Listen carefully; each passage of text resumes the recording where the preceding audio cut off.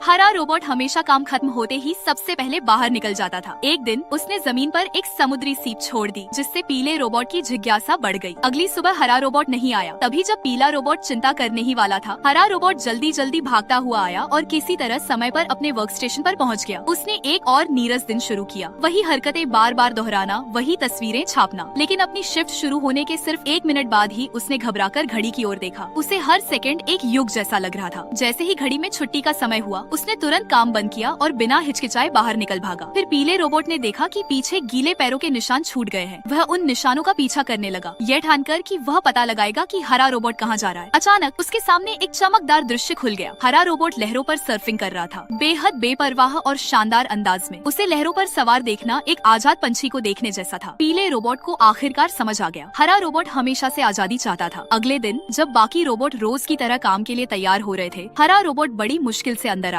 उसका शरीर समुद्री पानी से बुरी तरह जंग खा चुका था। वह गिरने ही वाला था कि पीला रोबोट दौड़कर उसे सहारा देने लगा और उसे दोबारा न जाने की गुजारिश की। लेकिन हरे रोबोट ने उसे धक्का दिया और धीरे धीरे कदम दर कदम बाहर निकल गया। वह फिर से अपने सर्फबोर्ड पर खड़ा हुआ, लेकिन जल्द ही सिर्फ बोर्ड ही किनारे पर लौट आया। 100 साल बीत गए। बाकी रोबोट अब भी मशीनों की तरह वही काम दोहराते रहे। तब पीला रोबोट हरे रोबोट के खाली वर्क स्टेशन को देखता रहा और गहरी सोच में डूब गया। जिन्नत शांति से सो रही थी। अचानक अलार्म ने उसे जगा दिया। जैसे ही वो बाहर निकली, वह हैरान रह गई। उसका नया मालिक एक कुत्ता था। जिन्न ने समझाने की कोशिश की कि वो 3 इच्छाएं पूरी कर सकती है, पर कुत्ता उसे समझ नहीं पाया। उसे लगा कि कुत्ते को खुश करना ही शायद उसकी इच्छाएं पूरी करेगा, तो उसने उसे कई खिलौने दिए, लेकिन एक भी इच्छा पूरी नहीं हुई। नाराज होकर उसने गुस्से में एक गेंद फेंकी। हैरानी की बात ये थी कि जैसे ही कुत्ता गेंद पकड़ने भागा, पहली इच्छा पूरी हो गई। ये देख जिन्न खुश हो गई और वो कुत्ते के साथ खेलने लगी। खेलते वक्त कुत्ते ने चिराग उठाया और भाग गया। जिन्न को घसीटते हुए उसने उसे हर तरफ फैला दिया। जब कुत्ता वापस आया, दूसरी इच्छा भी पूरी हो गई। उसी रात कुत्ता फिर से चिराग से खेलने लगा। थकी हुई जिन्न ने चिराग वापस लेने की कोशिश की, पर गलती से उसका हैंडल टूट गया। गुस्से में जिन्न चिल्ला उठी। कुत्ता डर गया और भाग गया। अपनी गलती समझकर जिन्न उसे ढूंढने निकली। उसने कुत्ते को एक पेंटिंग के सामने उदास बैठा पाया। कुत्ते की तन्हाई देखकर उसने टूटा हैंडल लेकर एक कॉलर बनाया और कुत्ते के गले में पहनाया। कुत्ता खुशी से खेल उठा, लेकिन जैसे ही वो गले मिलने वाले थे, तीसरी इच्छा पूरी हुई और जिन्न वापस चिराग में चली गई। उसे लगा कि अब वो कभी कुत्ते को नहीं देख पाएगी और उसका दिल टूट गया। पर तभी बिस्तर से भौंकने की आवाज आई।